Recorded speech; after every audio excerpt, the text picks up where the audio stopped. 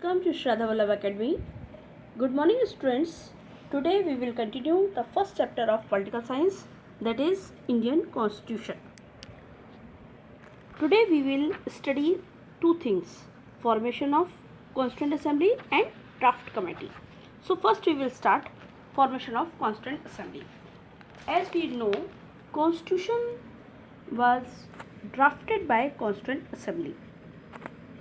जो Indian constitution है वो संविधान सभा के द्वारा बनाया गया, which was formed by mutual consent of the leaders associated with the freedom movement and the British administration.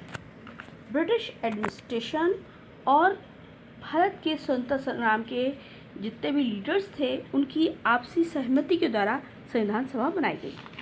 उसके लिए सबसे पहले द बेसिस ऑफ दिस, इसका आधार क्या था? The basis of this was Cabinet Commission Plan of 1946.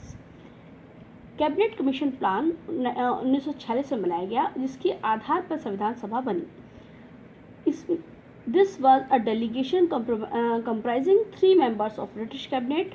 On the basis of the Cabinet Mission suggestion, members of the Constituent Assembly were elected in July 1946. इस cabinet mission के जो members थे उनके suggestion से जुलाई 1946 में कॉन्स्टिट्यूएंट असेंबली इलेक्ट हुई and Indian political leaders had accepted the proposal of cabinet mission. ये जो कैबिनेट बनी, the member of constituent assembly was elected members of the members are of provincial assemblies and 292 members was from provincial assembly. Provincial assembly के इस संविधान सभा में 292 members थे. 93 from native princely states. Native princely states क्या होते हैं? देशी रियासतें जो थी उस समय, जैसे ग्वालियर, हैदराबाद, पटियाला, मैसूर, बड़ौदा, इन सब की जो प्रिंसली स्टेट्स थे वहाँ से 93 मेंबर्स और 292 मेंबर्स फ्रॉम प्रोविंशियल असेंबलीज यहाँ से आए.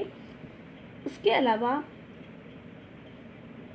जो मुस्लिम लीग थी, पार्टीशन के टाइम उन्होंने अपोज किया और वो उसके मेंबर नहीं बने कॉन्स्टिट्यूएंट असेंबली के. तो टोटल हमारे पास 299 मेंबर्स थे. अब ये जो डिमांड थी इस कॉन्स्टिट्यूएंट असेंबली की, वो किसने की? जो नेशनल मूवमेंट हुआ था उस टाइम पे स्वराज बिल, जो कि लोकमान्य तिलक ने 1895 में पास किया, उसमें भी हमने कॉन्स्टिट्यूएंट असेंबली की डिमांड की.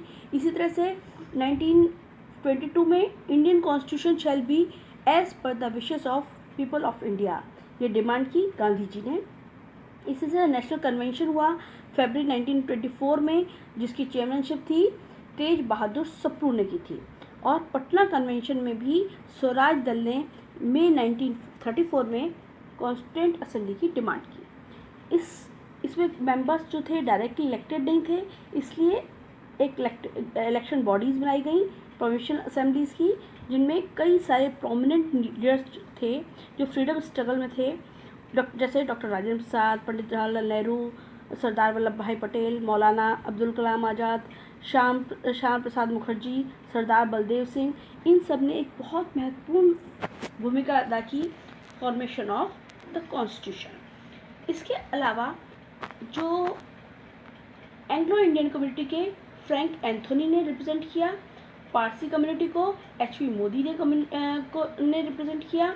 इस तरह विमेंस की तरफ से सरोजिनी नायडू और विजय लक्ष्मी पंडित ने इसके रिप्रेजेंटेटिव थे, और B.R. अम्बेडकर इसके कॉन्स्टिट्यूशनल एडवाइज़र थे. ये जो एक्सपर्ट्स थे जिन सब ने मिलकर के एक कॉन्स्टिट्यूशनल असेंबली तैयार की. इसकी the first meeting of constituent assembly was held on 9 December 1946. 9 दिसंबर को इसकी फर्स्ट मीटिंग हुई. Doctor Sachchidananda Sinha was the chairman of this meeting and second meeting was of the constituent assembly was held on 11 December 1946. Doctor Rajendra Prasad was elected as permanent chairman, और इस meeting में doctor Rajendra प्रसाद इसके permanent chairman बने. इसमें एक जो duration लगा, लगभग 2 years 11 months एंड 18 days में कॉन्स्टिट्यूशन बनके तैयार हुआ. The new constitution was passed and adopted on 26 November 1949. 1949 में 26 नवंबर को कॉन्स्टिट्यूशन पास हो गया, अडॉप्ट कर दिया गया। इसमें से कुछ चीज़ें जैसे सिटीजनशिप थी, इलेक्शन एंड इंटर्म पार्लियामेंट, इनको हमने इमीडिएटली अडॉप्ट कर लिया, लेकिन कुछ बाकी सारे जितने भी प्रोविजंस थे वो हमने 26 जनवरी 1950 को अडॉप्ट किया। ये हुआ हमारा constitution assembly. And second thing, दूसरी इंपॉर्टेंट चीज़ थी draft committee. Drafting of the constitution was not an easy task. किसी देश के कॉन्स्टिट्यूशन को ड्राफ्ट करना इतना आसान काम नहीं था। देयरफॉर इसके लिए क्या किया गया, कई सारी छोटी छोटी ड्राफ्ट कमेटीज़ बनाई गई जिन्होंने to facilitate drafting of the constitution, ताकि हम कॉन्स्टिट्यूशन को ड्राफ्ट कर सकें। 10 सब कमिटीज़ जो कि उसके प्रोसीजर्स से रिलेटेड थी, 8 सब कमिटीज़ जो कि मैटर ऑफ फैक्ट से रिलेटेड थी, ये सब बनाए गए। जो इम्पोर्टेंट सब कमिटीज़ थी वो रूल्स, बिजनेस और ड्राफ्ट कमेटी से रिलेटेड थी। इन सबको बनाया गया, जिसमें fundamental rights, union power committee, minority rights, इन सबको के लिए सब कमिटीज़ बनाई गई।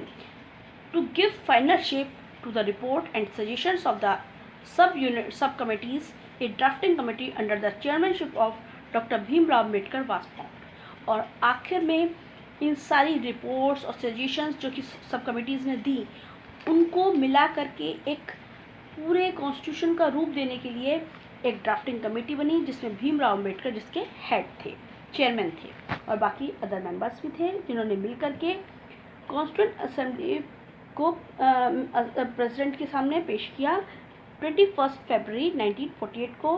There after detailed discussion were held in the constituent assembly, और उसके बाद कॉन्स्टिट्यूंट असेंबली में इसके बारे में डिटेल डिस्कशन हुआ और फाइनल रूप दिया गया। This is draft committee. Okay, fine, tomorrow we will study preamble of the constitution.